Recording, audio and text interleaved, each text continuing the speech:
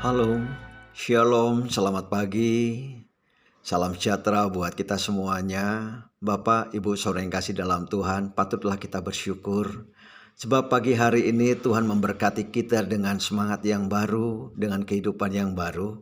Dan tetap selalu saya katakan, yakinilah apa yang engkau kerjakan di sepanjang hari ini dalam aktivitasmu. Tuhan turut serta bekerja buat engkau. Tetapi dengan catatan jangan melanggar kebenaran firman Allah. Haleluya, puji nama Tuhan. Kita mau masuk dalam renungan pagi hari ini yang saya beri tema mau menang. Kata mau itu sebuah tawaran. Jawabannya hanya dua, iya atau tidak.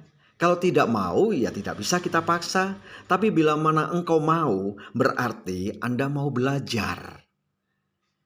Yuk kita mau belajar dalam kitab Yosua pasal pertama ayat 1 sampai ayat yang ke-18 ya. Tetapi karena waktu yang singkat kita akan membaca ayat yang ketiga dan ayat yang kelima terlebih dahulu. Firman Tuhan, setiap tempat yang akan diinjak oleh telapak kakimu kuberikan kepada kamu seperti yang telah kujanjikan kepada Musa. Saudara yang kasih dalam Tuhan, ayat ini belum terjadi. Baru janji penyertaan Allah kepada Yosua karena ada kata setiap tempat yang akan diinjak oleh telapak kakimu yang akan diinjak. Berarti belum terjadi bukan? Ini baru janji Allah dalam penyertaannya dan ayat yang kelima, seorang pun tidak akan dapat bertahan menghadapi engkau seumur hidupmu. Seperti aku menyertai Musa, demikianlah aku akan menyertai engkau. Aku tidak akan membiarkan engkau dan tidak akan meninggalkan engkau. Janji penyertaan Allah kepada Yosua sebagai pemimpin yang baru buat umat Allah yang begitu besar jumlahnya. Kenapa Allah menyampaikan kata janji ini? Karena dia melihat ada keraguan dalam kehidupan Yosua. Seperti halnya Musa pada saat dia pertama ditunjuk oleh Tuhan, oleh Allah, dia menjawab, aku tidak cakap bicara. Yosua tidak mengatakan hal yang sama, tetapi Allah tahu dalam hatinya ada keraguan, ada ketakutan. Ada rasa bahwa dia akan tidak mampu untuk melakukan tanggung jawab yang sangat besar dan besar ini. Itu sebabnya Allah tahu saudara yang kasih dalam Tuhan, dalam hati anak muda ini. Dia orang yang cakap, dia pilih bahwa Tuhan tahu siapa yang ditunjuk itu tidak salah. Itu sebabnya ada janji-janji yang diberikan Allah kepada Yosua. Tetapi dibalik daripada janji Allah, Allah pun menuntut Yosua pada ayat yang ke-6, 7, 8, dan 9 dikatakan, kuatkan dan teguhkanlah hatimu.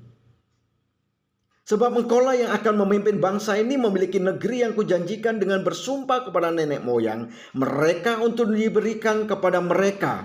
Ayat 7, hanya kuatkan dan teguhkanlah hatimu dengan sungguh-sungguh. Bertindaklah hati-hati sesuai dengan seluruh hukum yang telah diperintahkan kepadamu oleh hambaku Musa. Janganlah menyimpang ke kanan atau ke kiri supaya engkau beruntung kemanapun engkau pergi. Ada respon, ada tanggung jawab yang Yosua harus lakukan, menghilangkan rasa takut, meneguhkan hati, mempercayai bahwa Allah yang dia sembah adalah Allah yang sama yang memimpin Musa.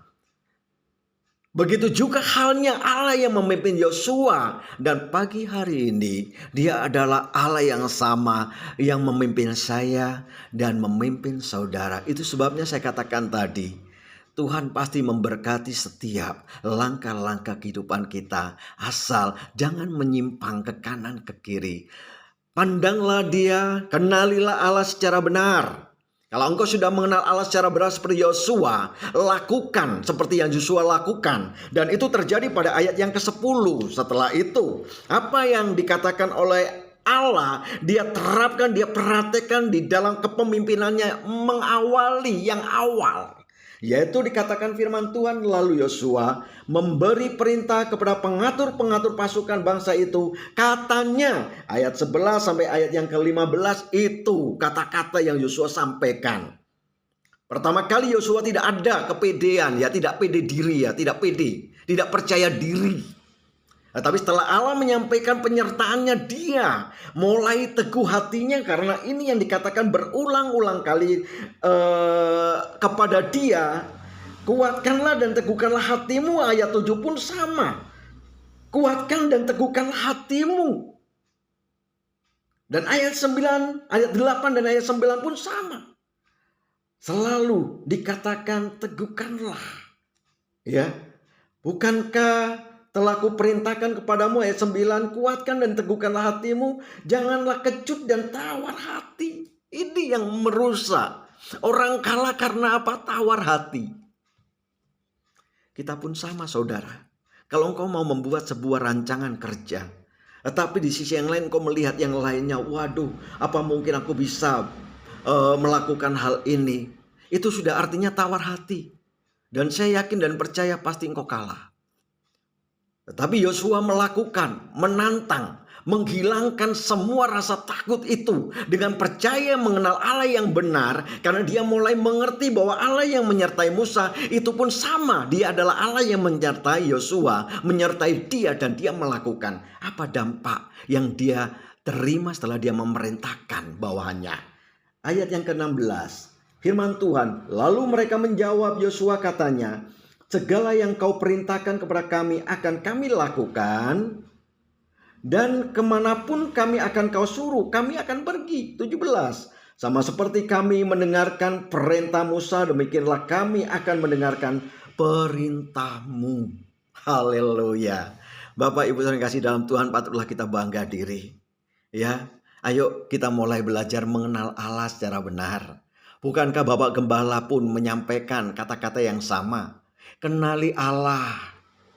Ya, kenali Allah. Lebih baik kita mengenal dia terlebih dahulu sebelum kita melakukan sesuatu. Supaya apapun yang kau kerjakan dengan keyakinan bahwa engkau percaya bahwa Allah pasti menolong apapun yang kau kerjakan, sehingga engkau tidak akan merasa kecewa. Tuhan yang akan menuntun. Kalau engkau menghadapi kegagalan, percayalah, kegagalan itu bukan satu kematian, tetapi ada pembelajaran supaya kita mengerti. Itu sebabnya pada ayat yang ke-7 dikatakan, hanya kuatkanlah, teguhkanlah hatimu, dengan sungguh-sungguh bertindaklah hati-hati. Apa itu hati-hati? Saya rindu saudara yang kasih dalam Tuhan, bahasa hati-hati ini akan saya bahas dalam bagian yang kedua.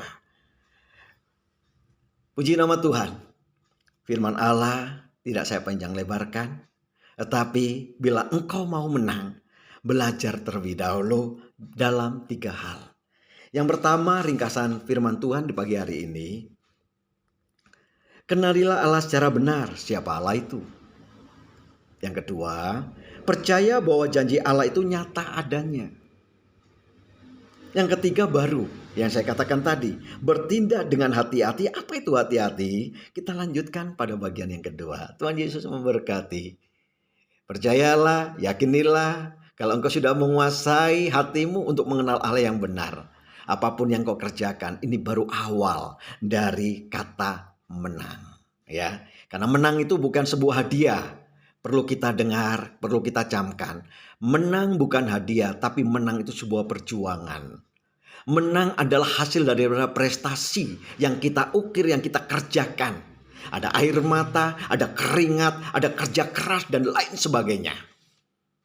Ini yang seringkali orang tidak mau. Tapi pagi hari ini kita mau. Kita mau menang. Ayo belajar seperti Yosua. Dan percayalah Yosua, apapun yang dia kerjakan, dibuat selalu berhasil. Sampai di mana janji Allah digenapi. Kita sama-sama satu di dalam doa. Bapa yang baik, terima kasih dengan renungan pagi hari ini. Hamba rindu, biarkanlah renungan pagi hari ini firman-Mu selalu menjadi rema dalam kehidupan umat-Mu. Supaya dimanapun kami melangkah, kami tidak salah arah. Dan ajari kami untuk mengenal-Mu secara benar, bahwa Engkau adalah Allah yang memimpin Musa. Dan Engkau adalah Allah yang memimpin Yosua. Dan pagi hari ini Engkau Allah yang sama memimpin keadaan kami. Biarkanlah GPDI Lembadi yang memiliki jemaat yang takut akan Allah, yang mengenal Engkau secara benar. Sehingga gereja yang kami tempati, gereja di mana adalah gereja yang hidup.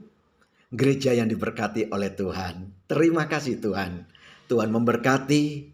Ini doa kami di dalam nama Tuhan Yesus. Hamba berdoa. Haleluya. Amin.